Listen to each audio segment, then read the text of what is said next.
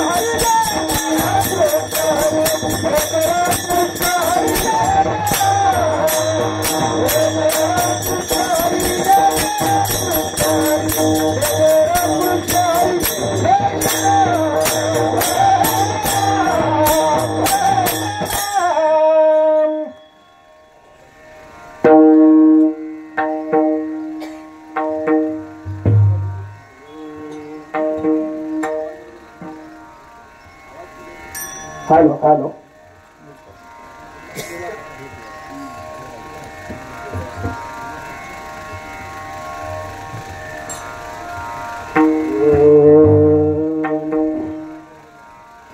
क्षणा हाची करावा विचार हाची करावा विचार क्षणा हाची करावा विचार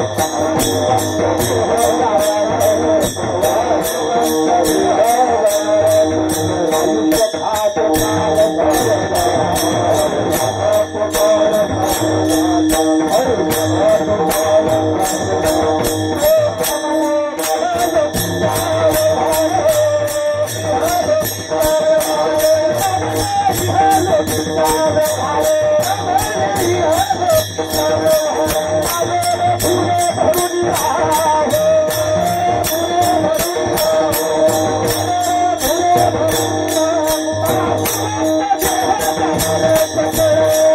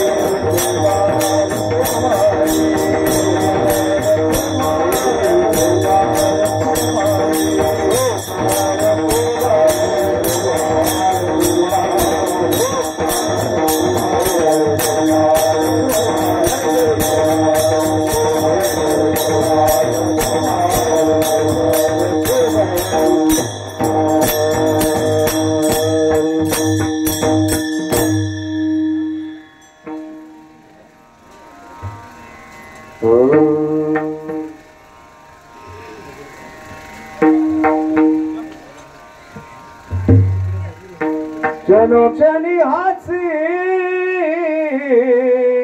करावा विचार जनोक्षणी हाची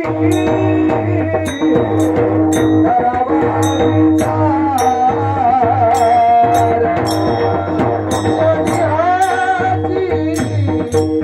करावा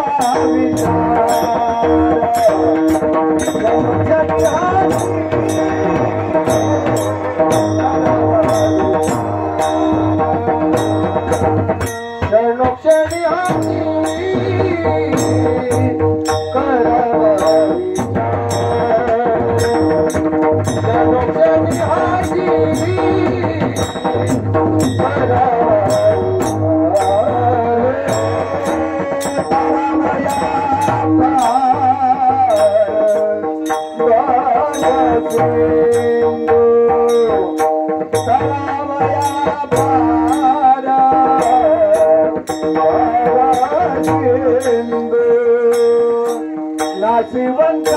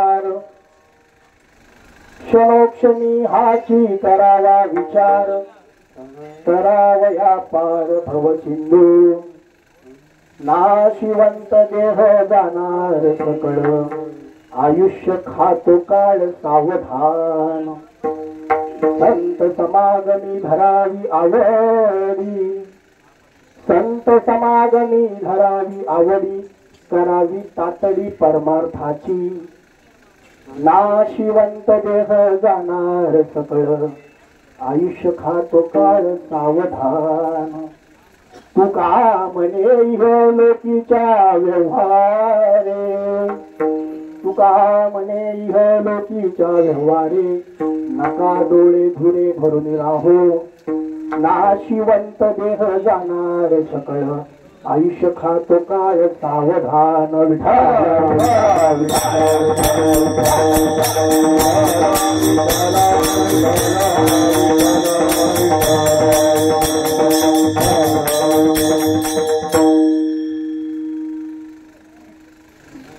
महायोग पीठे तटे भीमरथ्याम वरम पुंडरीकाय दातुं मुनीन्द्रे समागत्य तिष्ठन्तमानन्द कन्दं परब्रह्मलिङ्गं करो प्रथम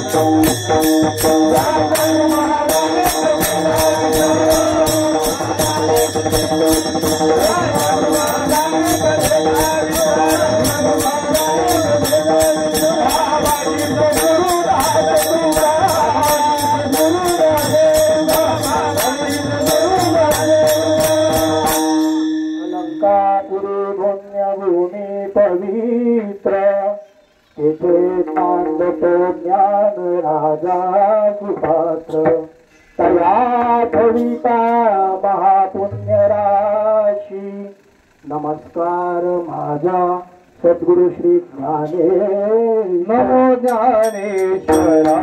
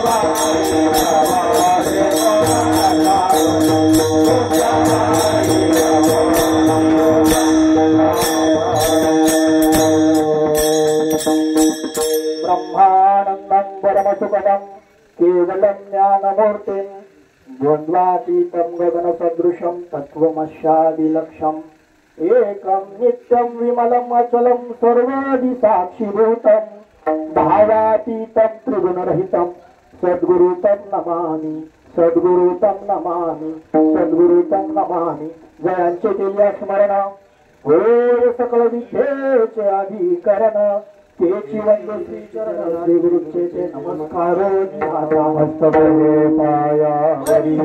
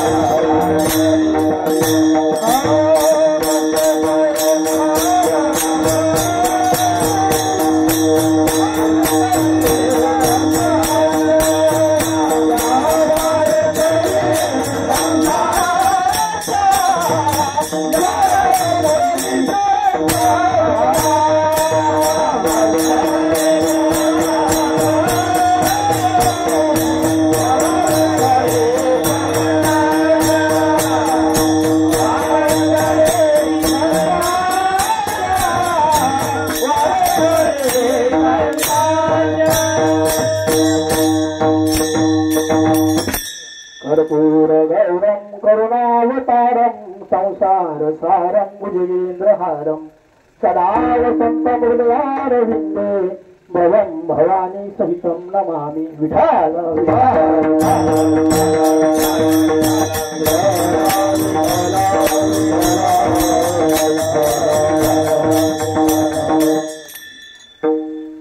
क्षणोक्षणी क्षणाक्षणा क्षणोक्षणी किंवा क्षणाक्षणा गाथेमध्ये जर बघितलं तर क्षणाक्षणा आहे आणि इतर ठिकाणी कधी कधी आपण क्षणोक्षणी म्हणतो. क्षणाक्षणा हाची करावा विचार करावया पार भवसिंधू नाशिवंत देह जाणार सकळ आयुष्य खातो काळ सावधान. प्रस्तुत प्राप्त स्थळी प्राप्त प्रसंगी कीर्तन रूपी सेवेसाठी निवडलेला अभंग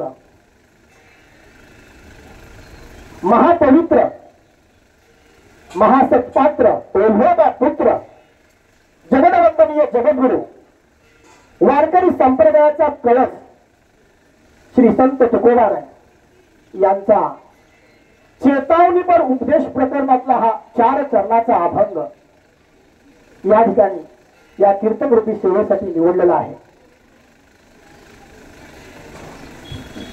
आजचे जे कीर्तन आहे ते पुण्य स्मरणार्थ कीर्तन आहे आणि हा जो अभंग निवडलेला आहे तसं म्हटलं तर हा अभंग सगळ्यांच्या पाठातला आहे. सर्व भजनी बुवा सर्व कीर्तनकर मंडळी सर्वसामान्य लोक यांच्या पाठातील अभंग. मग तुम्ही म्हणाले महाराज मग सगळ्यांच्या पाठातला मग तुम्ही का निवडला? आम्हाला तर सगळं माहिती आहे अभंगाचं. परंतु या पिंपरी गावामध्ये 200 घरं आहेत. समजा मी एखादी भाजी आणली आणि मी त्या 200 घरातल्या माता भगिनींना दिली आणि मी जर त्यांना म्हणालो की ह्या भाजीची भाजी करा आणि बाबा मला सांगा त्या भाजीची चव तुम्ही सगळ्यांकडे गेल्यानंतर ती तुम्हाला तशीच्या तशी लागेल का? अनुपा कोणता आवाज आला?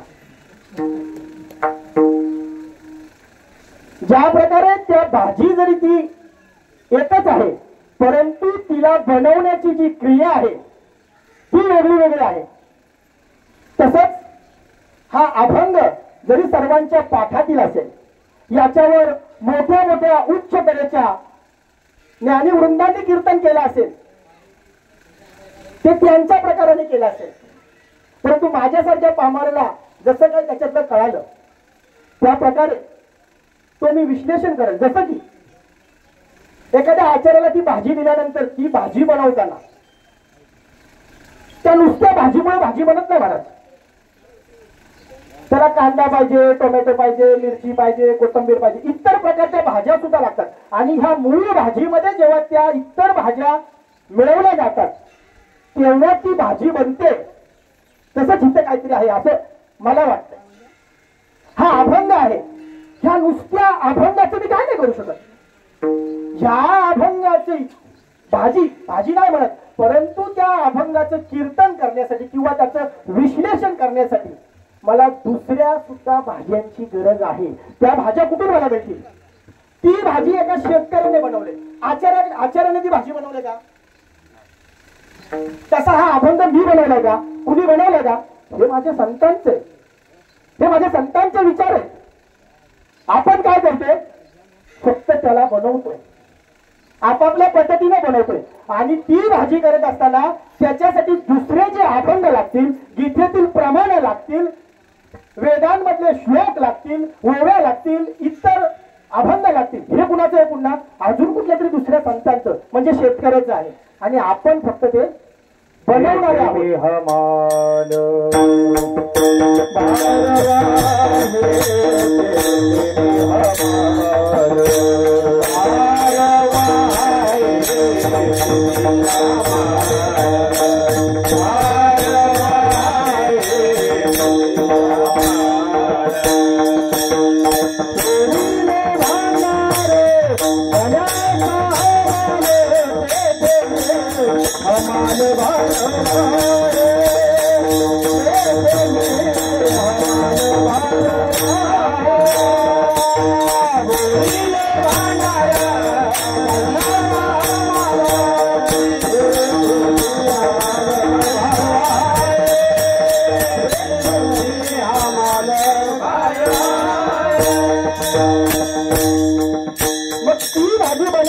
आचार्याला अजून दुसऱ्या कुणाची तरी गरज असते. आमच्याकडे प्रथा आहे, जर उद्या लग्न असेल तर आज आमच्या गावची मीटिंग बसते. आमच्या भावकीत असेल तर आमचा शिवाला, आता सकाळनंतर शिवाला म्हणणार शंकरदाला, ओ शंकरदा उद्या लग्न आहे, तुमचा माणूस द्या. कशाला? रांधायला, जेवण रांधायला, रमते आपल्या भाषेत, किंवा जेवण बनवण्यासाठी. तसं माझ्या ह्या अभंगाचं विश्लेषण करण्यासाठी माझ्यासाठी थोर आचार्य मंडळी माझ्या सोबत आहे. त्यामुळे माझ्याकडून जरी भाजीची चव इकडे तिकडे झाली तरी जे माझ्या पाठीशी उभे, जसं एखाद्या नवीन मुलीला जेवण बनवताना आईला म्हणजे मी नाही म्हणणार, मला नाही, आई काय म्हणते, तू उभी राहा, मी तुझ्या पाठीशी आहे. तशी ही माझ्यासाठी जी माझे गुरुवर्य मार्गदर्शक मंडळी ती माझ्या पाठीशी आहे. आणि मला जसं माझ्या कौशल्याने जमल तशी मी ती भाजी करण्याचा प्रयत्न करील. आता आमचे यशराज महाराज म्हणतील, जे भाजीची चव घेणारे त्यांचं वर्णन केलं, तुमच्या सोबत आहे त्यांचं पण वर्णन केलं, मी काय तुमचं वेळ मानलं. मग ज्या प्रकारे ती भाजी बनवताना त्या भाजीला आचार्याला उकळी येण्यासाठी खाली कोणतरी लाकडं सारणारा एक लागतो, विस्तू वाढे. तसे ही भाजी करताना ह्या कीर्तन रूपी सेवेसाठी त्याला रंग येण्यासाठी यशराज महाराजांचं जे मृदुंग आहे त्याच्या आवाजाची गरज आहे. इथं आग कसा आग लावणारा नाही, इथं याच्यामध्ये त्या अभंगाला भर देण्यासाठी, त्या पेटवायसाठी, त्या कीर्तनाला रंग देण्यासाठी आमचे यशराज महाराज कार्य करतील. विठाल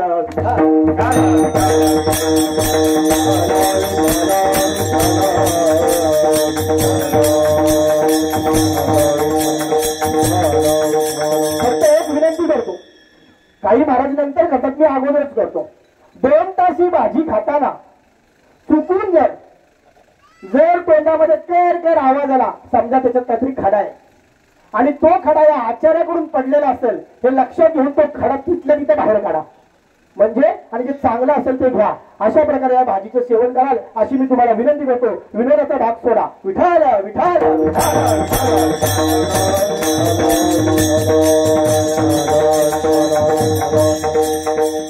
तर आपण आता मूळ अभंगाचा विचार करूया, कारण मुळात अभंगच विचारायचा आहे. क्षणोक्षणी हाची करावा विचार, तरावया पार थव सिंधू, नाशिवंत देह जाणार सकळ, आयुष्य खातो काळ सावधान. या ठिकाणी कीर्तनरूपी सेवेसाठी आरंभ करण्याच्या अगोदर 2 शब्दाचा काय होईना परिहार देणं आवश्यक आहे. मला पण या सर्व महाराज मंडळींकडून ते कळालेलं आहे. म्हणून मग तो परिहार देण्यासाठी आपल्या सगळ्यांना माहिती आहे या ठिकाणी आपण का जमलेलो आहोत. तरी सुद्धा एक वक्ता म्हणून ते विश्लेषण करणं मला गरजेचं आहे. तर या ठिकाणी हरिभक्त पारायण वैकुंठवासी गुरुवर्य दत्तात्रय महाराज चौधरींचे परमशिष्य माजी सैनिक कैलासवासी सावजी कृष्णा जाधव, तसेच कैलासवासी गंगूबाई सावजी जाधव यांचे थोरले सुपुत्र हरिभक्त पारायण तुकाराम दादा जाधव यांचे पिताश्री हरिभक्त पारायण गणपत सावजी बुवा जाधव, तसेच हरिभक्त पारायण सखाराम बुवा सावजी जाधव उर्फ सख्या नाना. या पिंपरी गावात 2 सखाराम प्रसिद्ध, एक म्हणजे सखाराम दादा सख्या नाना आणि एक म्हणजे सखाराम नाना सख्या नाना यांचे भारताश्री बंधू, तसेच आमचे परममित्र परमस्नेही श्री लक्ष्मण बुवा जाधव यांचे काकाश्री आणि माझे काय या पिंपरी गावातील समस्त वारकरी संप्रदायाचे मार्गदर्शक हरिभक्त पारायण वैकुंठवासी किसनबुवा सावजी जाधव यांच्या प्रथम वर्ष श्राद्ध किंवा प्रथम पुण्यस्मरणार्थ ही कीर्तन रूपी सेवा माझ्यासारख्या पामराच्या भाग्यात लागली. विठाल विठाल विठाल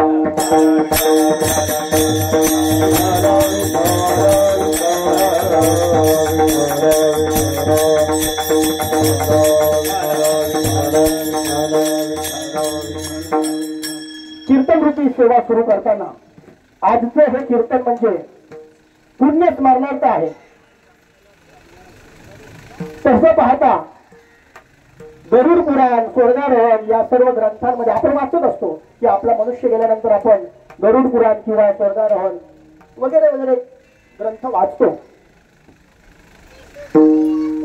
या गरुड पुराणामध्ये सांगितलेलं आहे की मला वाटतं अध्याय 3 महाराज 3ऱ्या अध्यायामध्ये सांगितलेलं आहे की 10 दिवसापर्यंतच्या काय क्रिया असतात, 13 दिवसापर्यंतच्या काय क्रिया आहेत, हे गरुड पुराणाच्या अध्याय 3ऱ्यामध्ये सांगितलेलं आहे.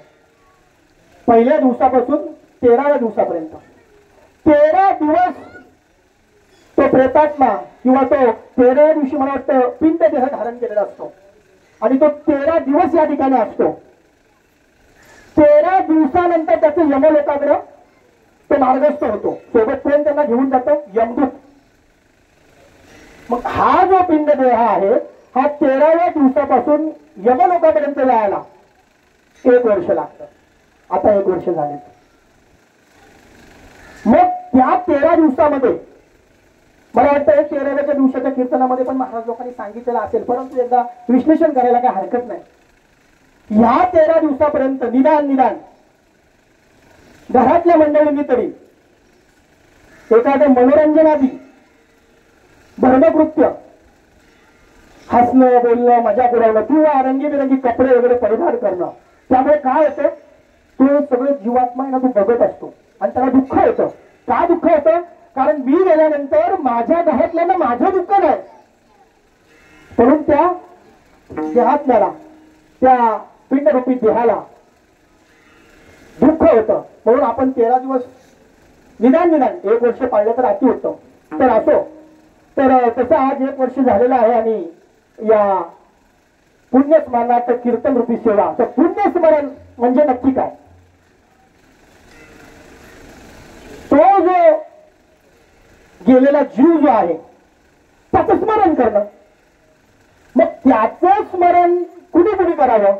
घरातली करतात. आज आपण कशासाठी इथं आहोत? आपण पण तर त्यांच्या स्मरणार्थ जिथं बसलो ना, त्यांचं स्मरणच करतोय ना. मग म्हणून जो गेलेला जीव आहे त्याचं स्मरण करणं म्हणजे पुण्य स्मरण. आणि ते स्मरण केल्यामुळं सगळ्यांना त्याचं पुण्य लागतं. मग तुम्ही म्हणाल कसं? तर वर्णन केलंय, पुण्यवंत व्हावे,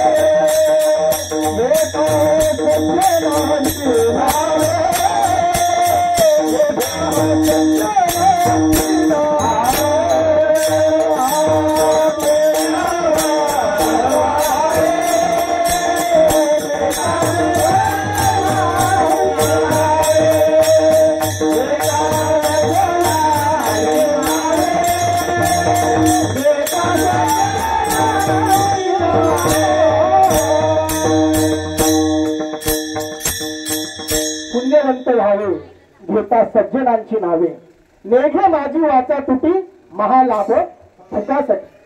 आमचा अभंग पाठ आहे, कारण सुंदर अशी 40 किलोमीटर काकड्यामध्ये लावतात आणि आमचं ते आपोआप पाठ होतात. आपण छानशी चाल त्याच्यावरती महाराज घेतात.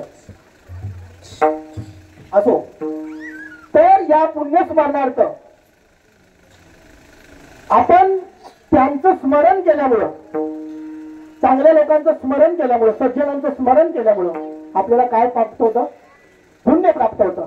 आणि त्या पुण्य स्मरणार्थ आज आपण या ठिकाणी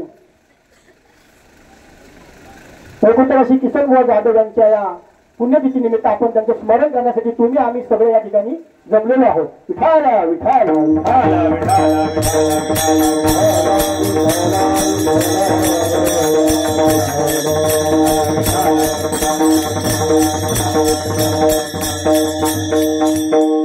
हा मृत्यू लोक आहे.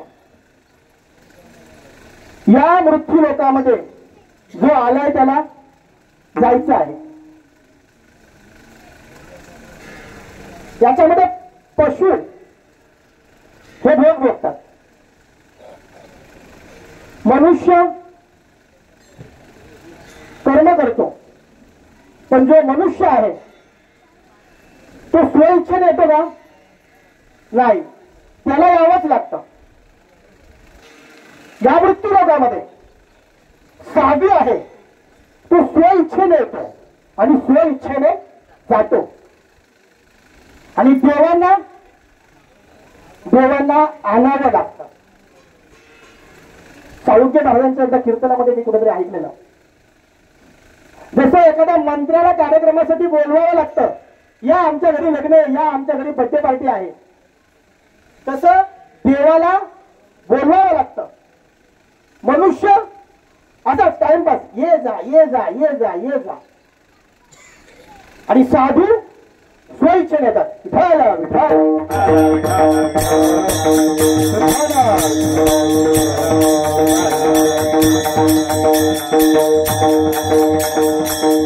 आता या ठिकाणी हा अभंग जो निवडलेला आहे तो विचारावर आहे. या ठिकाणी आलेला प्रत्येक जीव जन्माला आल्यापासून मरेपर्यंत काही ना काही विचार करतो. आता या ठिकाणी सगळे माझ्या माता भगिनी, माझे सगळे बाबा काका सगळे लोक आलेले आहेत, बंधू वगैरे. मला सांगा, जरी इथं फिजिकली म्हणजे भौतिकरित्या जरी तुम्ही या ठिकाणी बसलेले आहात, पण कुणाच्या डोक्यात विचार नाही असं होईल का? कोण म्हणत असेल हा काय बडबडतोय, 2 तास टाइमपास करणार मग जेवायला भेटल. कोण म्हणत असेल मोबाईल घरी राहिला, कोण म्हणत असेल टाळाच लावला नाही. हे बसणाऱ्यांचं झालं. आता जे उभे आता नारायण महाराज विचार करत असतील, शिरीने अभंग कुठला घेतलाय, मी कुठलं प्रमाण उचलू शकतो, विचार चालू असेल. मी सांगतो ना, मी पण तिकडे उभा असतो ना, आतापर्यंत मी तिथेच उभा होतो. मग तुमचं काय? तुम्ही पण विचार करत असाल, कधी गायक मंडळी गायन करते किंवा कधी शिरी कुठलं प्रमाण उचलतोय. काका म्हणतो तुम्हाला, मी लावा ठेकायला घे धबाक धबाक, त्याच्यासाठी तर बोलवलं. आता तुम्ही म्हणाल सगळ्यांचं सांगितलं, मग तुझं काय? मी पण विचार करतोय, आता हे बोललो पुढं काय बोललो. विठाल विठाल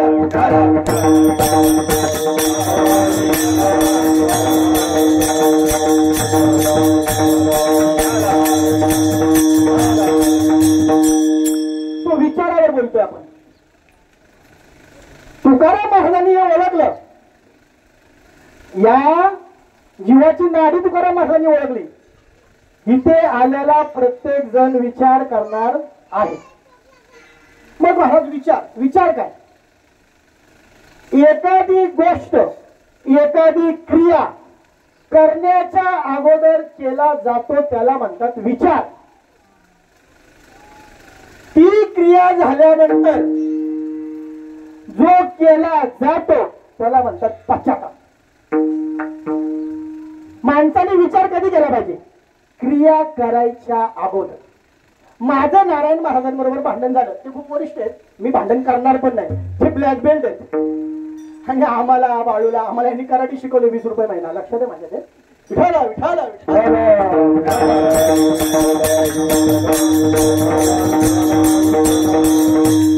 माझा मुद्दा काय? मी नक्कीच विनोद करत नाही, मी मुद्द्यावर येतोय. आता जर मी त्यांना, जर ते माझ्यापेक्षा खूप वरिष्ठ आहेत किंवा कोणी या ठिकाणी वरिष्ठ जे माझ्यापेक्षा आहेत, आणि मी त्यांना भांडणामध्ये बोलताना बोलून काहीतरी अपशब्द वापरला आणि मला ते, जर मी शहाणा असेल तर मला कळल, एखाद्या वेळेला कळत नाही, म्हणतो बोललो तो काय झालं, तो काय करणार आहे माझा, तो मोठा असला म्हणून काय झाला. परंतु जो शहाणा आहे त्याला कळतं की मी बोलून फसलोय, मग तेव्हा त्याला काय होतं? पश्चाताप. मग बोलण्याच्या अगोदर, भांडण जरी करत असेल आपण तरी बोलण्याच्या अगोदर विचार केला पाहिजे. सार सार विचार करा उठावो सार सार विचार करा उठावो नामधरा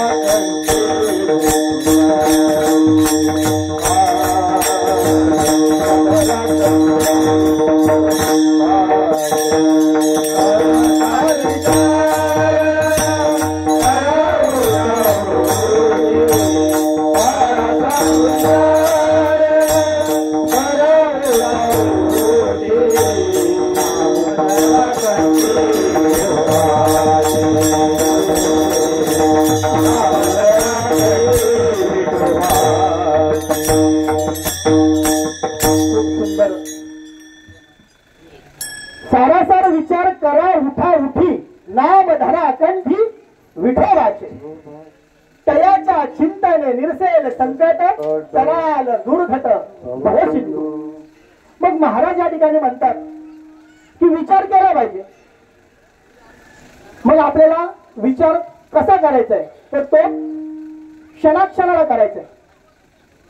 आता विचार का केला पाहिजे हे पहिलं बोलूया. जसं मी मगाशी म्हटलं की एखादी क्रिया करण्याच्या अगोदर विचार केला पाहिजे. तुमच्याकडे खूप सारा पैसा आहे किंवा एखाद्याकडे खूप सारा पैसा आहे, तो सुखी आहे. पैसा आहे म्हणजे सुखी आहे. बंगला आहे, गाडी आहे, नोकर चाकर आहेत. घरातून बॅग घेऊन निघाला तर तो कुठे बॅग घेणार? त्याचा माणूस राईट हँड लेफ्ट हँड तो बॅग घेऊन जाणार, ड्रायव्हर दरवाजा खोलणार, हा आतमध्ये बसणार. भरपूर पैसा आहे म्हणजे तो सुखी आहे पैशामुळे. पण मला सांगा सगळं काय आहे त्याच्याकडे? त्याच्या बायकोच्या अंगावर खूप सारे दागिने आहेत, भरपूर भरपूर भरपूर पैसा, आणि रात्री त्याला झोप लागत नाही. तो झोप लागण्यासाठी तो चव्हाण डॉक्टरकडे जातो. म्हणजे पैसा असून सुद्धा तो थोडा बहुत सुखी आहे पण समाधानी आहे का? मग त्या समाधानासाठी विचार करावा लागतो. प्रमाण देतो विचार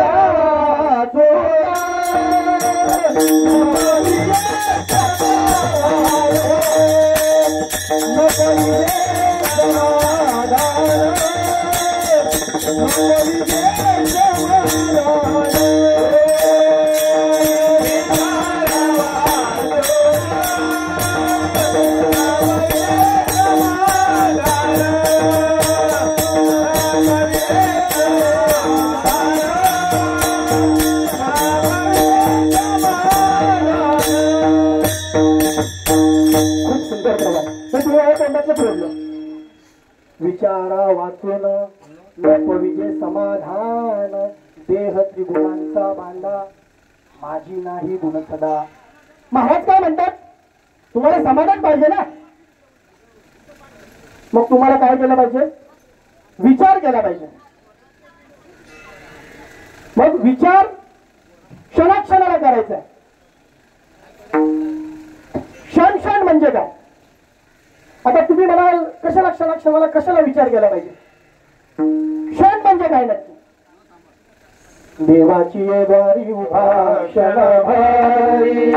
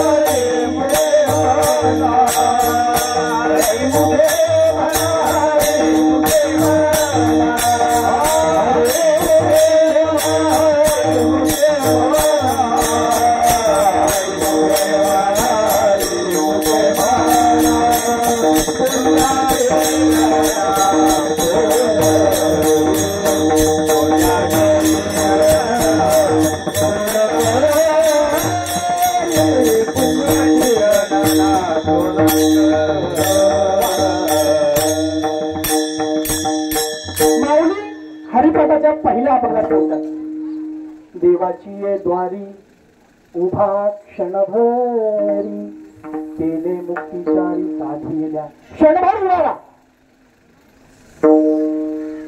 फक्त क्षणभर पण खरंच क्षणभरचा अर्थ काय त्यांच्या नुसतं क्षणभर ना की आयुष्यभर क्षण क्षण मग शेवटच्या अभंगामध्ये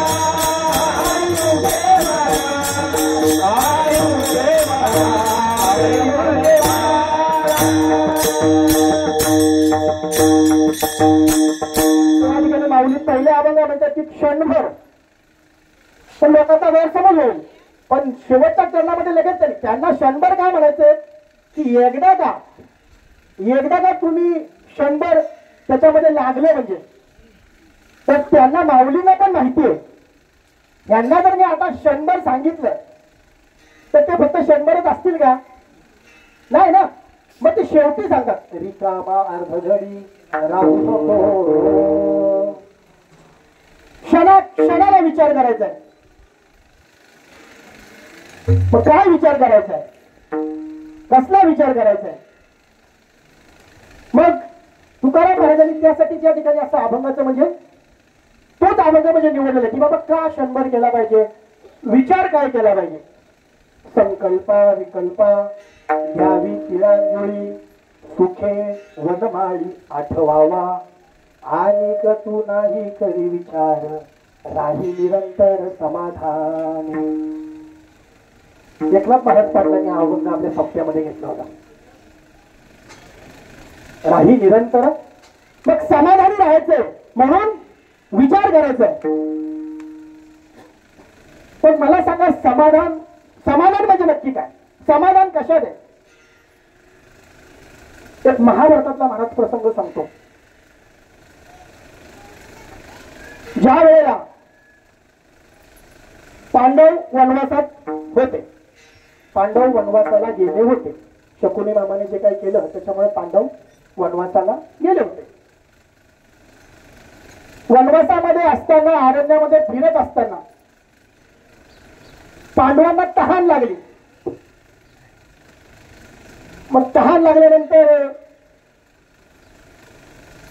गव्हर्नमेंटची ड्रिंकिंग वॉटर सप्लाय कुठे असं तर नक्कीच नव्हतं मग नक्कीच त्यांना कुठल्या तरी विहिरी पण नसतील त्यावेळेला तलावच असतील तलाव सरोवर जे काय मग आता पाणी पियाला पाहिजे मग एखाद्या घनदाट अरण्यामध्ये त्या वनवासामध्ये चालत असताना ते पाण्याचं नक्की लोकेशन कुठे आहे किंवा तो कुठे आहे हे चालतात ना आता आपणला फाट्याला जायचं तेव्हा आपल्याला माहित होतं वाटीचं पाणी कुठे कुठलं पाणी कुठे म्हणजे आम्ही जायचो आई बरोबर जायचो मी पण लाकडांना वगैरे आमची सगळी गावातली सगळीच लाकडांना इकडे डोंगरावर जायची तर त्यातला जो जाणकार आहे त्याला माहित होतं तहान लागले हो इथून तिकडे खाली जा तिकडे खाली ती पाण्याची वाटी आहे तिथलं पाणी थोडंसं असं निवळ आणि पी पण त्या पांडवांना माहित होतं का की पाणी आता कुठे आहे मग त्यांनी काय केलं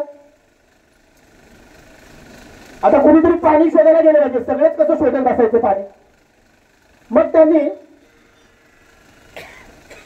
पाणी शोधायसाठी आता युधिष्ठिर मोठा होता आता मोठा जाईल का नेहमीप्रमाणे लहानाचा पहिला नंबर येतो आमचा विरोध बोलतो आम्हालाच लावतोस का आम्हाला बावकीची मिटिंग असली विरोध आहे तू आम्हालाच सांगतो लहान ना विठाल विठाल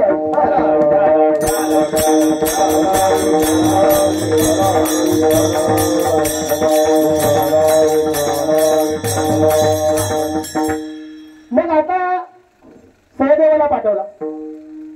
सहदेव ते पाणी शोधत शोधत शोधत शोधत त्या अरण्यामध्ये गेला आणि एका ठिकाणी त्या सहदेवाला तलाव दिसला. तलाव दिसल्यानंतर सहदेव त्या ठिकाणी ते पाणी खुश झाला. अरे पाणी दिसलं दिसलं पाणी मस्त पाणी दिसलं. तुमच्याकडे सगळं काय असू द्या पैसे वगैरे सगळं असू द्या आणि तुम्हाला तहान लागली आणि तुमच्याकडे पाणी नसेल. मी जेव्हा कधी कधी खूप तहान लागले पाणी पिलं तेव्हा वा वा वा खूप मस्त बोलतो ना रोज बोलतो जीव शांत होतो ना. आता त्या सहदेवाला पाणी दिसल्यानंतर सहदेव एकदम आनंदित झाला ना. पाणी दिसलं पाणी दिसलं. पाणी घ्यायला गेल्यानंतर पाण्याला स्पर्श करायच्या अगोदर आकाशवाणी झाली. महाराज लोकांना दृष्टांत माहितच असेल. यक्ष आता तो यक्ष तिथे आकाशवाणी आली. ए थांब डोंट टच माय वॉटर असं म्हणलं असेल का. माझ्या पाण्याला स्पर्श करू नकोस. हे माझं पाणी आहे. तुला जर ते पाणी प्यायचं असेल किंवा तुला सोबत ते न्यायचं असेल तर तुला माझ्या प्रश्नांची उत्तरे द्यावी लागतील. कोण मरायला करोडपती सुरू झालं लगेच तिथं. ये लो आपके लिए आ गया 1 करोड का सवाल. असं होतं का. नाही. तो यक्ष त्या सहदेवाला बोलतोय की माझ्या प्रश्नांची उत्तरं दे. ते पांडव बारका असल्यामुळे थोडं घाबरणार आहे. त्यानं त्याच्या त्या बोलण्याकडे दुर्लक्ष केलं. सहदेवानं त्याच्या बोलण्याकडे दुर्लक्ष केलं. तू कोण असशील तो असशील मी पाणी घेणार.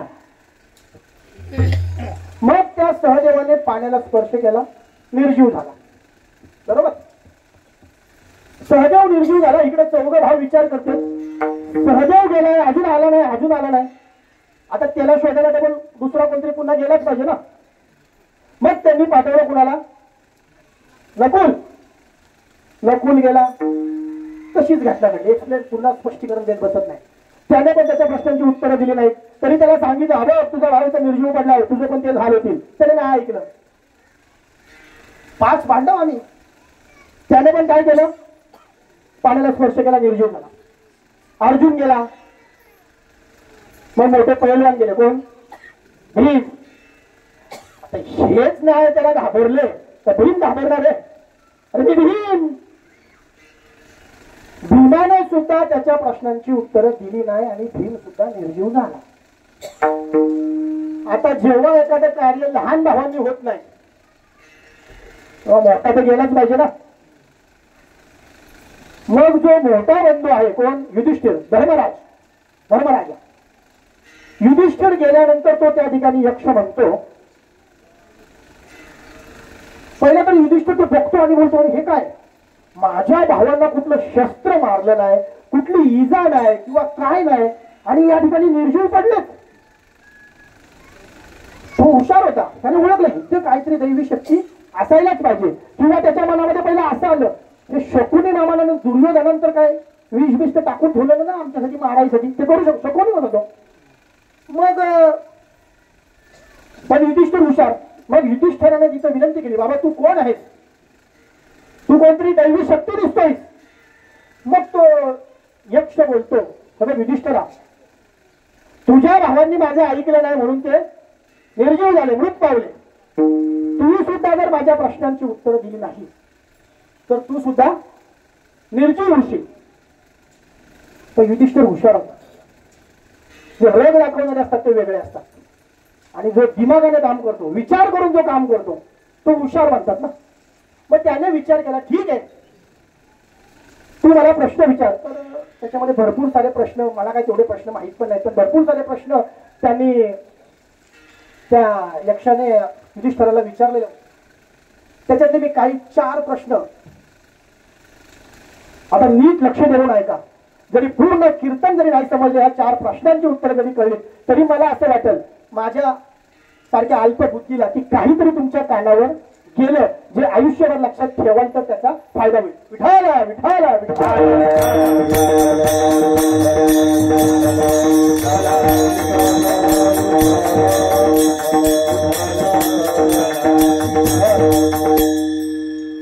आता प्रश्न नीट आहे का?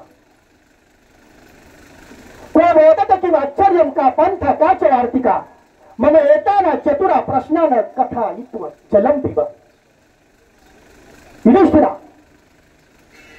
माझ्या या 4 प्रश्नांचं उत्तर दे, मग ते तू पाणी पी आणि सोबत जेवढं पाहिजे तेवढं टँकर भरून घेऊन जा. तेव्हा टँकर नव्हते, आपल्या हक्काच्या भाषेत बोलते मी. आणि लय अनुभवले टँकरचं पाणी लहान असताना असं. तर मग युधिष्ठिराला प्रश्न काय विचारले? कोण बोलत आहे? पहिला प्रश्न, या जीवनामध्ये सगळ्यात सुखी आनंदी किंवा समाधानी कोण आहे? आपण समाधानावरून चाललो होतो. दुसरा प्रश्न, कोण बोलत किंवा आश्चर्य, या जीवसृष्टीतलं सगळ्यात मोठं भयानक आश्चर्य काय आहे? हा दुसरा प्रश्न नीट लक्षात ठेवा. उत्तर कधी देईल तेव्हा देईल, पण प्रश्न कधी लक्षात ठेवा. तो बोलत किंवा आश्चर्य का वार्ता का पंथा. तिसरा प्रश्न, काय पंथा, या जीवनामध्ये असा कुठला मार्ग सुखकारक आहे? मार्ग म्हणजे मार्ग. हा तिसरा प्रश्न नीट लक्षात ठेवा. अनुभव आहेत म्हणजे मला काही टेन्शन नाही, लक्षात ठेवा. विठाला विठाला विठाला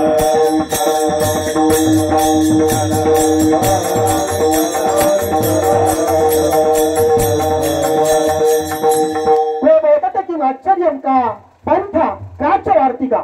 या जगातली सगळ्यात अशी इंटरेस्टिंग म्हणजे अशी कुठली ताजा खबर आहे? हा कुठला प्रश्न आहे? चौथा प्रश्न. आता असं प्रश्न विचारल्यानंतर पहिल्या प्रश्नाचं उत्तर काय आहे? पहिला प्रश्न काय होता की या जगामध्ये समाधानी सुखी किंवा आनंदी कोण आहे? पहिला प्रश्न. आता युधिष्ठिर त्याला उत्तर देतो. पच्चमे हानी शस्तेवा शाकम पच्चती स्वगृहे उडीच्या प्रवासीच्या वारीचार मोदते. हे यक्ष, पच्चमे हानी षष्टे, 5व्या किंवा 6व्या दिवशी, पच्चमे हानी षष्टे शाकम पचती स्वगृहे, 5व्या किंवा 6व्या दिवसापासून ज्याच्या स्वतःच्या घरामध्ये, शाखम म्हणजे शाकाहारी भाजी, ते दुसरं नाही, 5व्या 6व्या दिवसापासून आपल्या स्वतःच्या घरामध्ये जो शाकाहारी जेवण जेवतो, पच्चमे हानी षष्टे वा शाकम पचती स्वगृहे, म्हणजे त्याच्या घरामध्ये फक्त अऋणीच्या प्रवासीच्या, अऋणी ज्याच्यावर कुठल्याही प्रकारचं ऋण नाही, काय नाही, कर्ज नाही, बँकवाले फोन करून त्रास देत नाही, हे बाबा अरे गाडीचा EMI कधी भरशील, दादागिरी पण करतात. त्यांनी ठेवलेले असतात ना, माणसं ठेवलेले असतात. कर्ज घेतलं तुम्ही बघा, कॉल करतात, कधी कधी मला पण ठरवतो, म्हणजे माझं कर्ज असं नाही, चुकून येतो, बाबा तुम्ही भरलं नसेल तर भरा, बाबा तू चेक कर अकाउंट, ऑलरेडी पैसे जमा झाले नाही. विठाला विठाला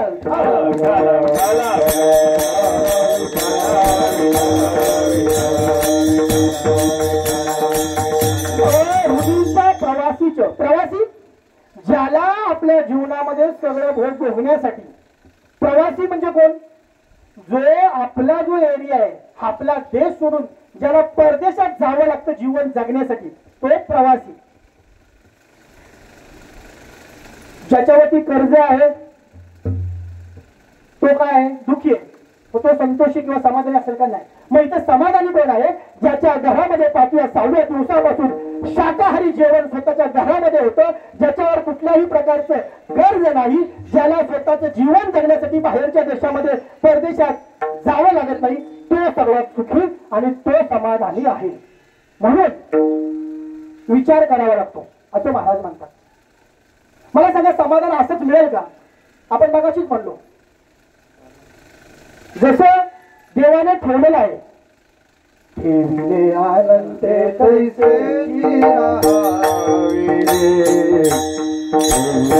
अनंते तैसे अनंते तैसे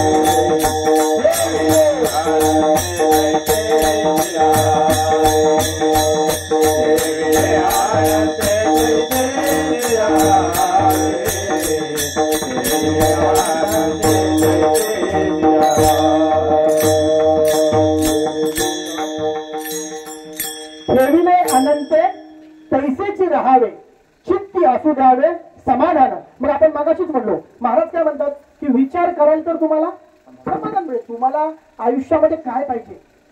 समाधान पाहिजे. सुखापेक्षा नुसतं सुखी असून फायदा नाही. आपल्याला काय पाहिजे? समाधान पाहिजे. मग महाराज क्षणाक्षणाला विचार करा सांगतायत. कशासाठी सांगतायत विचार करायला? अरवया पार भवसे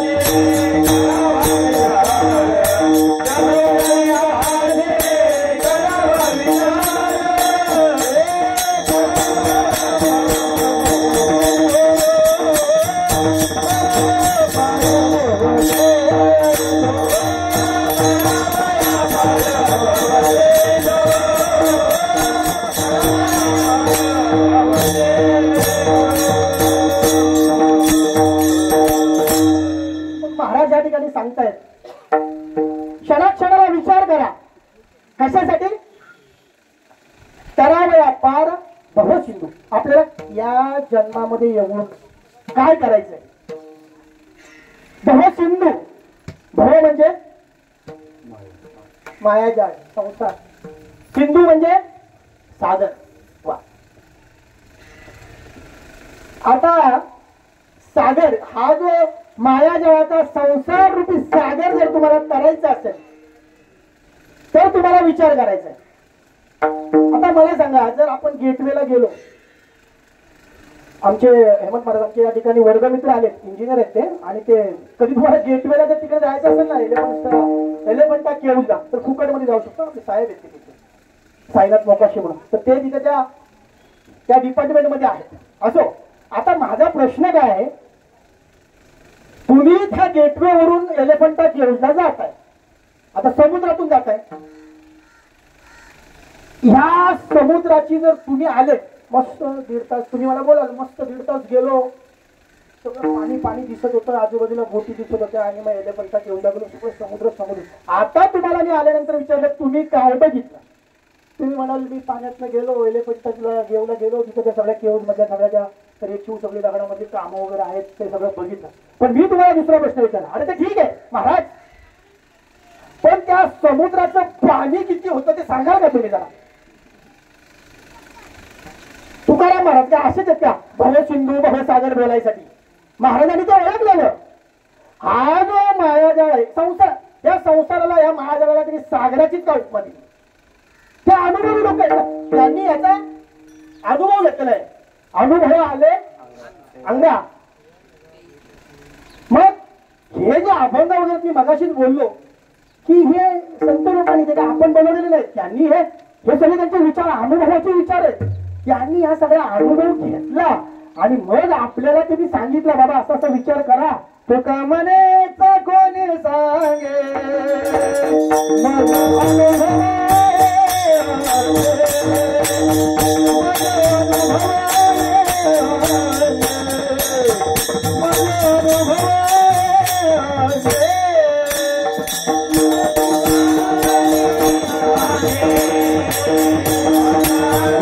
Oh सागराची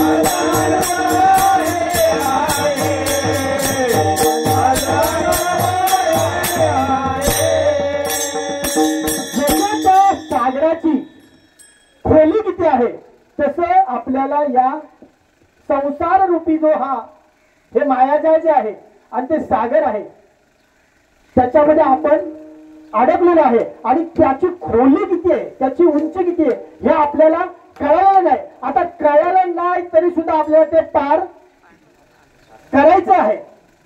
भवसागर तरता कार्य करी तसे चिंता दाता कटी कर ठेवनिया.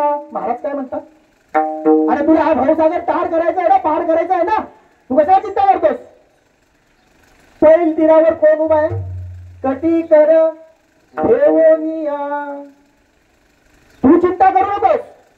तू जर या संसार रूपी सागरामध्ये या संसाराच्या मायाजाळामध्ये अडकलास तर तुला हरिनामाची गोडी कधी लागणार नाही.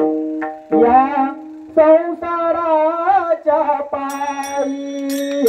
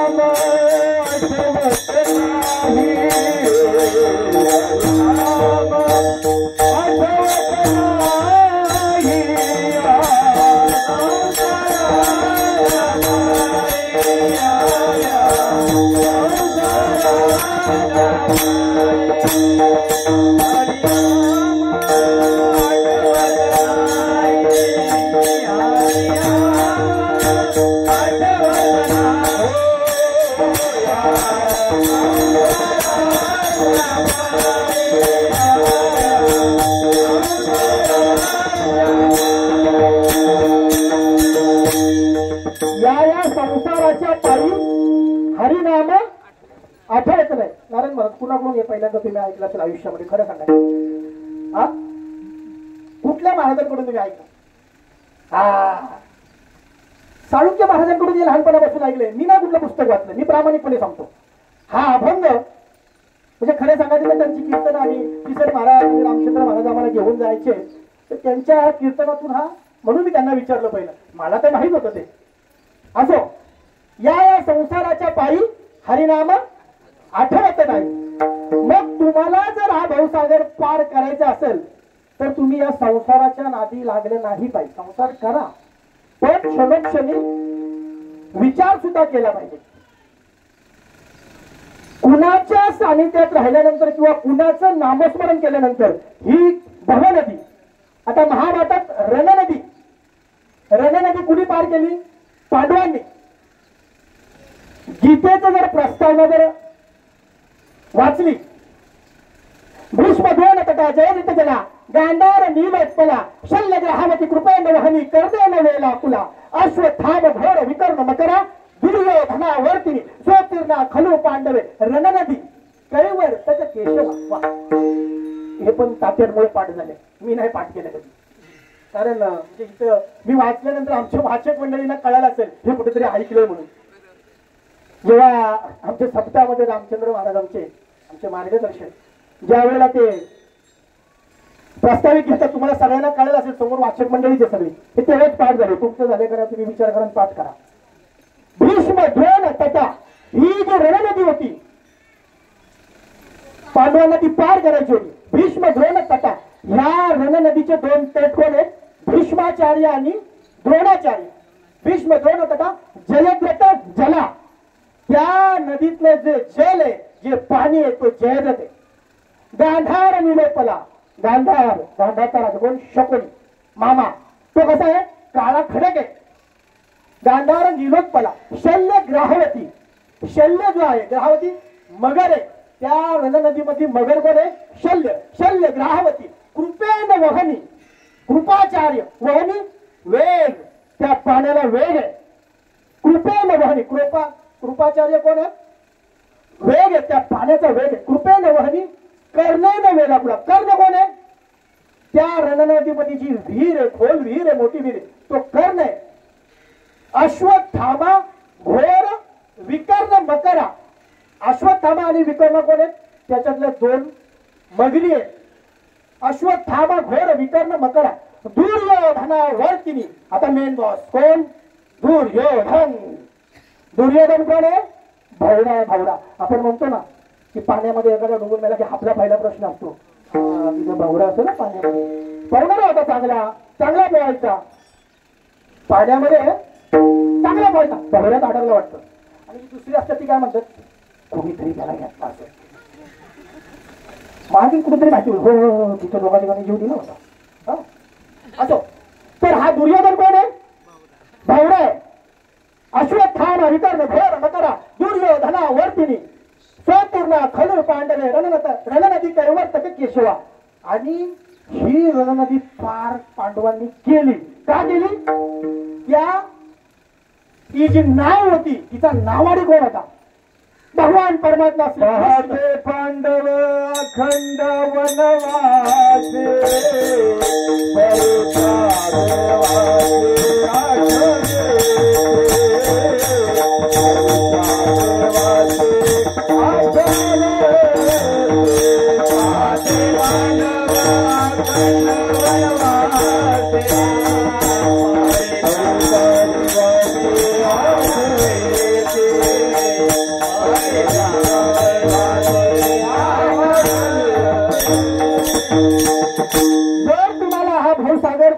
पांडवांची रणनदी पार केली तर भवसागर कोण पार करेल?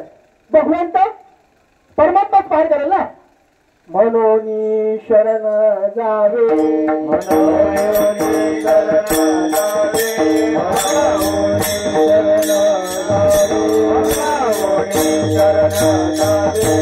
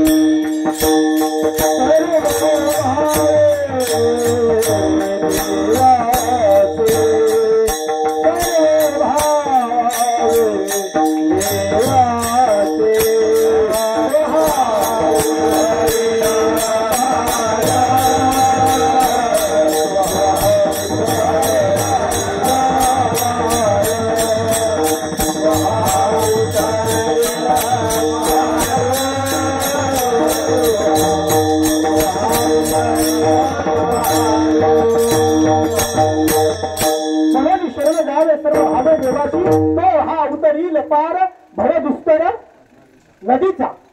तुम्हाला ही नदी पार करायची असेल तर कुणाला शरण द्यायचे? देवाला सांगायचं आहे. मग कुठल्या कुठल्या प्रकारचे विचार करायचे असतात? काही सार असतात आणि काही आसार असतात. तर भगवंताचं नाम हे सार आहे आणि हा संसार जो आहे तो आसार आहे. त्या आसारामध्ये सुद्धा काही गोष्टी सार आहेत. गरुड पुराणात सांगितलं. विष्णू भक्ती, एकादशी व्रत, गीतेचं तत्वज्ञान, गायीची सेवा, तुळशीची सेवा, ब्राह्मणांची सेवा. हा संसार आसार आहे, पण ह्या आसारात सार आहे. त्रिगुण आसार, निर्गुण हे सार, सारा सार विचार हरिपाठ. म्हणून ही जर भवनदी पार करायची असेल तर आपल्याला क्षणोक्षणी भगवंताच्या नामस्मरणाचा विचार केला पाहिजे. क्षणाला विचार केला पाहिजे, तरच तुम्हाला समाधान मिळेल. असं पहिल्या अभंगामध्ये जे सांगितलं, जे मागाशी आपण घेतलं ते हे आपल्या पहिल्या अभंगाचं सार होतं. क्षणाक्षण हाची करावा विचार, करावया पार भवसिंधू.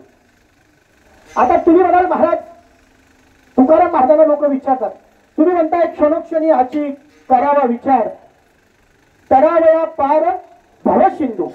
मग महाराज नक्की विचार करा हा सगळं करायचं आहे. मग आता पुढं काय? मग तुम्ही जर बघाल मग आपल्याला तो विचार करायचा आहे. मग आपण म्हणू हा ठीक आहे, वेळ कधीतरी येईल, आरामात करू, आपण ढकलाढकली करतो ना. आता एखादा म्हणतो चला आता श्रीरंग महाराज वारीला जातात, तर आम्हाला पण म्हणतात खूप त्याच्यामध्ये आनंद असतो, वारीला आनंद असतो. आता आम्ही कामानिमित्त नाही जाऊ शकत, परंतु जाऊ जेव्हा पाहताना वगैरे वारी तेव्हा. तर पण असं उत्तर दिल्यानंतर आता करू म्हणू, पण ह्याचा भरोसा आहे का कुणाला? नाशवंत देह नाशवंत देह जाणार नाशवंत देह नाशवंत देह जाणार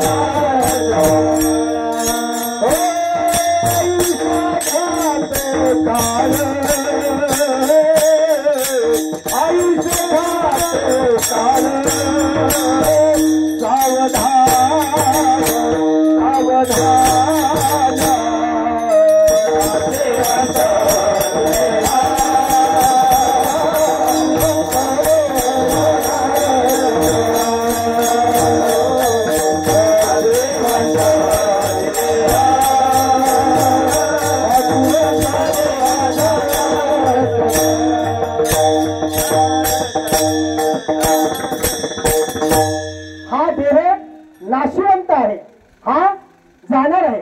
पण नाश हे शरीर जे आहे 3 लिंगांमध्ये मोडतं. ती काया, ते शरीर आणि तो देह. स्त्रीलिंग, पुल्लिंग आणि नपुंसकलिंग व्याकरणात थोडा गेलो.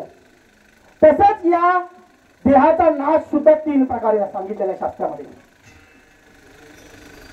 परता नाश, आश्रय नाश, स्वभाव नाश. परता नाश म्हणजे काय? गोळ्या. पहिली तलवार असायची, आता गोळ्या. दुसऱ्याने जर मारला आणि मेला तर त्याला काय म्हणायचं? परता नाश. स्वभाव नाश आणि तिसरा आश्रय नाश. आश्रय नाश काय? एखादी बिल्डिंग पडली आणि मेला, किंवा एखाद्या झाडाखाली राहिला, झाड पडलं, मेला. बसमध्ये असेल, ऍक्सिडेंट झालं, मेला. म्हणजे कुठल्या तरी आश्रयामध्ये असताना जर तो मेला तर त्याला काय म्हणायचं? आश्रय नाश. आणि जर कुणी भोसकला नाही, इमारत पडली नाही आणि तरी सुद्धा मरणारच, तो स्वभाव नाश. म्हणजे आलेला एक ना एक दिवस जाणार आहे. उपजेते नाशे नाशिले ते पुनरपि दिशे ऐसे घटिका यत्र जैसे परिभ्रमेना. जो जन्माला आलाय तो जाणार आहे. विठाल विठाल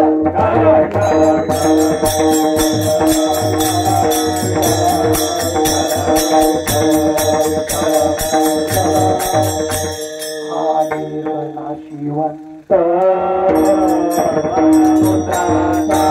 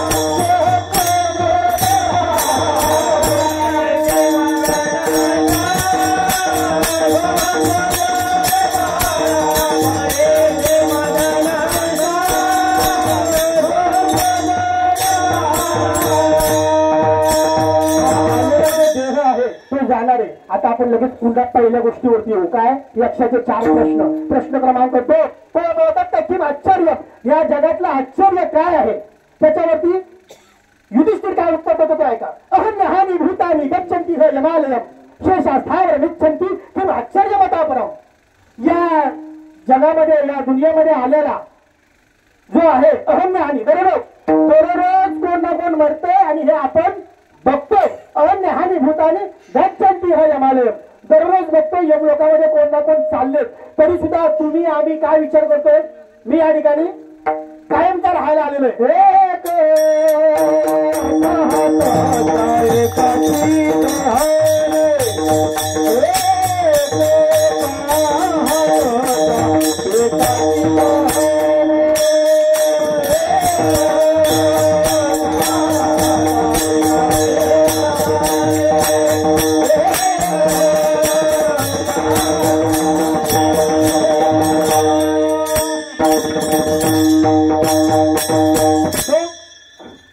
पाहता एकाकी धने सावध त्यागुणे. आता वेळ कमी राहिला, आता मला 4 प्रश्न आहेत, 2 राहिले. तर हा देह नाशिवंत आहे आणि तो जाणार आहे, हे आपल्या दुसऱ्या चरणामध्ये झालेलं आहे. आता थोडंसं आपण भगवंताचं नामस्मरण करूया.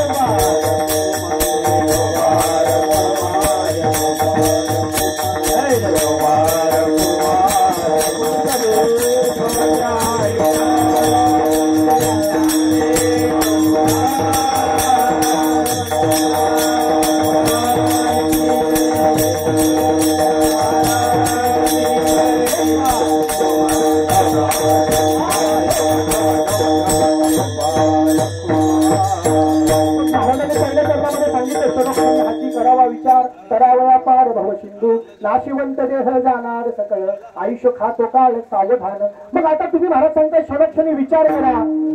पुन्हा तुम्ही म्हणताय की काय म्हणताय, हा देह नाशिवंत आहे, हा जाणार सुद्धा आहे. तर तिसरा प्रश्न काय होता? हो बोलतात की आश्चर्य का पंथा.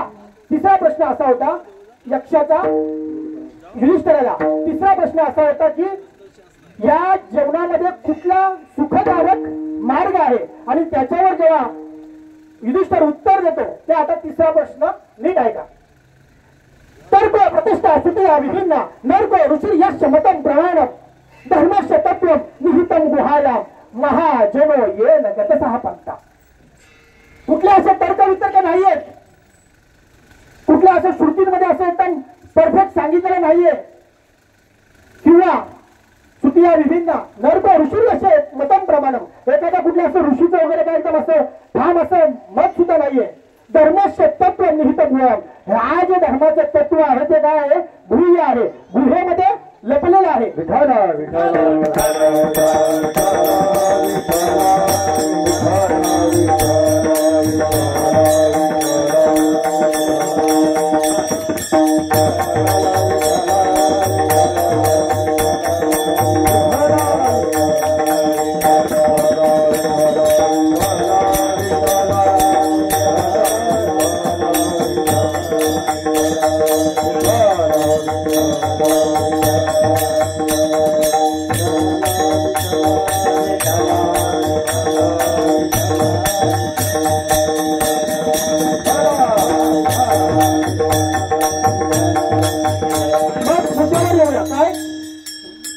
तर या जीवनामध्ये सुखकारक मार्ग काय आहे.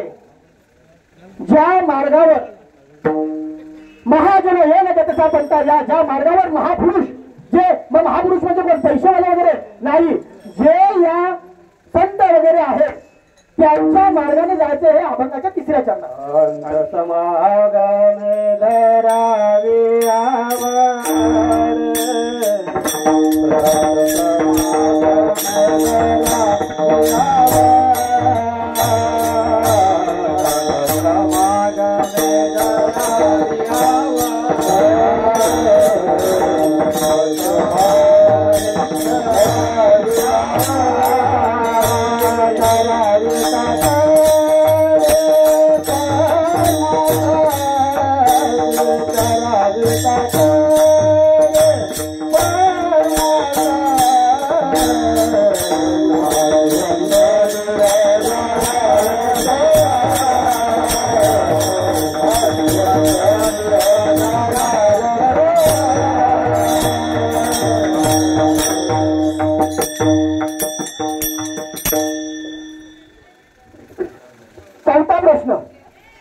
चौथा प्रश्न काय होता. आता मग तुमचं हे सगळे संत समाधानी करायचे पातळी करायची वेद करायचे परमार्थ करायचे आहे काय हाच विचार या ठिकाणी महाराज सांगतात. परंतु जो चौथा प्रश्न होता तो मोदक की मागच्या नेमका आपण तकाच्या वार्तिका रोमांचक अशी वार्ता काय आणि त्याचं उत्तर युधिष्ठिर चौथ्या प्रश्नाचं उत्तर देतो.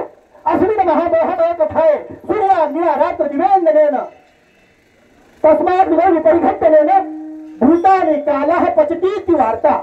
या जगामध्ये आपण या मोहरूपी कडईमध्ये सूर्याचा अग्नी खालून लागलाय आणि रात्र आणि दिवस त्याचं इंधन आहे आणि या कढईमध्ये काळ आपली उलटपालट करतोय आपल्याला फ्राय करतोय शिजवतोय आणि हे तुम्ही विसरू नका. डोळ्यामध्ये धुंदीने राहू नका अहंकाराच्या नादी लागू नका. अभंगाचं शेवटचं चरण तुका म्हणे लोकिता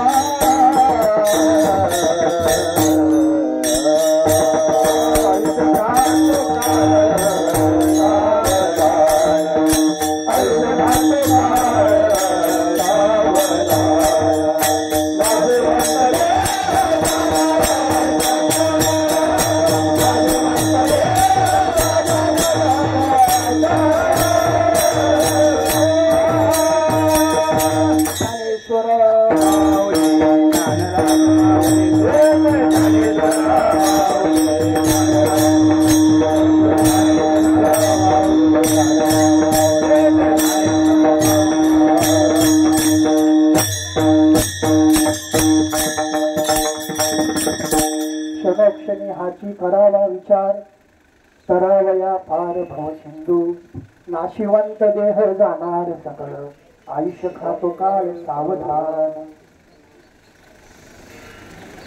जशी घडली तशी सेवा करण्याचा प्रयत्न केला जरी बालक बोलला बोली का वापडा वीज की पावली ते चोज करून माऊली विजली तरी न्यूनते पुरते अधिकते सरते करून घ्यावे तुमते विनवित्वाचे किंबहुना तुमचे केले धर्म कीर्तन सिद्धीचे नेले येथे माझे जीवनले पायी कपडे मी काही मोठा कीर्तनकार नाहीये तुम्हाला माहिती आहे परंतु हरिभक्त पारायण वैकुंठवासी दत्तात्रय महाराज चौधरी यांनी या देहाला त्यांच्या हातातून खूप लहान असताना पहिलीला वगैरे असताना माळ घेतली त्याच्यानंतर आमचे मार्गदर्शक मी मगाशीच म्हणला हरिभक्त पारायण वैकुंठवासी किसन बुवा जाधव तसेच आमचे तात्या श्री रामचंद्र महाराज जाधव डॉक्टर विजय महाराज बाळसराफ श्रीरंग महाराज साळुंके यांची लहानपणापासून आम्ही गायन कीर्तन ऐकली आमचे परमार्थ स्नेही हेमंत महाराज जाधव सगळेच लहू महाराज असतील ज्ञानेश्वर महाराज असतील माधव महाराज असतील त्यांचं जे काही ऐकलं ते बोलण्याचा प्रयत्न केला आमचे ज्येष्ठ बंधू अंकुश बुवा जाधव असतील नारायण महाराज मनोहर बुवा जाधव विष्णू बुवा यांनी आम्हाला मी या लोकांच्या सतत बोलत असतो मी हेमंत महाराजांना पण बोललो या लोकांच्या भरपूर कृपा आहे नाहीतर इंजिनिअरिंग होऊन लाखाच्या वर पगार घेऊन पुन्हा इथे राहिलो असतो याची गॅरंटी नाही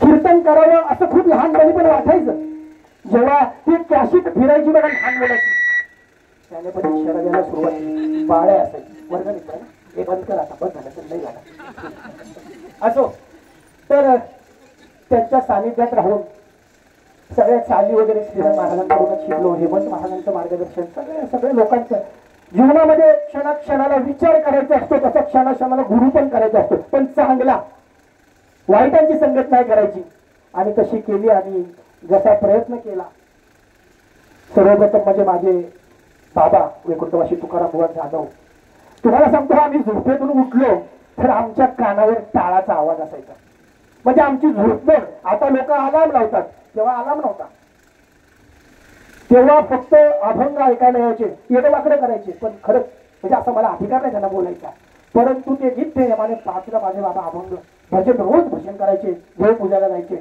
मग ते कानावर पडायचं मग हरिपाठ पाठ झाला मग थोडं पुढे झालं की आमचे विष्णू वगैरे म्हणजे उगाच ते आहेत म्हणून नावं नाही मी गुणाची घेणार जे सत्य आहे आमचे नाना कुठेही हरिपाठ असतील पहिला फोन करा मग मी विचारणार नारायण महाराजांना सांगितलं अंकुश बुवांना सांगितलं मनोहर बुवांना सांगितलं मग अशा प्रकारे त्या सगळ्या अंकुबा सगळ्यांकडून आम्ही हे सगळं शिकलेलो आहे आणि तो प्रयत्न केला झालेली सेवा येडी वाकडी झाली असेल परंतु ही सेवा करावी असं याचं श्रेय जर जात असेल तर आमचे परममित्र लक्ष्मण बुवा जाधव त्यांची खूप इच्छा होती की ज्यांनी आपल्याला मार्गदर्शन केलं ज्यांनी आपल्याला मागे नाही हातात हात घेऊन पुढे पुढे नेलं, ह्या मार्गावर आपल्याला टिकवलं, त्यांच्या प्रथम पुण्य स्मरणार्थ तुमचंच कीर्तन झालं पाहिजे. म्हणून नको बाबा, 7-8 वर्षापासून प्रवचन करतो, बंद झालं. नको नको, मला नाही कुठं काय करायचं, नको, करायलाच लागेल. 3 प्रकारचे हट्ट असतात, राजहट्ट, श्रीहट्ट आणि बालहट्ट. आता मी 4था ऍड करतो, मित्रहट्ट. आणि नंतर सप्ताहामध्ये सुद्धा श्रीरंग महाराजांनी सांगितलं, श्रीरंग सांगे श्रीरंगाशी, कधी तू कीर्तन करशी, काय चिंता असे तुझशी, तरी तू ये मज पाशी. वा जमलं. म्हणजे कवी आहे, मी कवी आहे, माझ्यामध्ये कवी लपलेला आहे. आमच्या धर्मपत्री रागवतात, आमच्यावर कधी कविता करावी, करू कधीतरी करू. तर असो, तर झालेली सेवा भगवंता चरणी समर्पित करतो आणि सेवेला पूर्ण विराम देतो. जय विठ्ठल, जय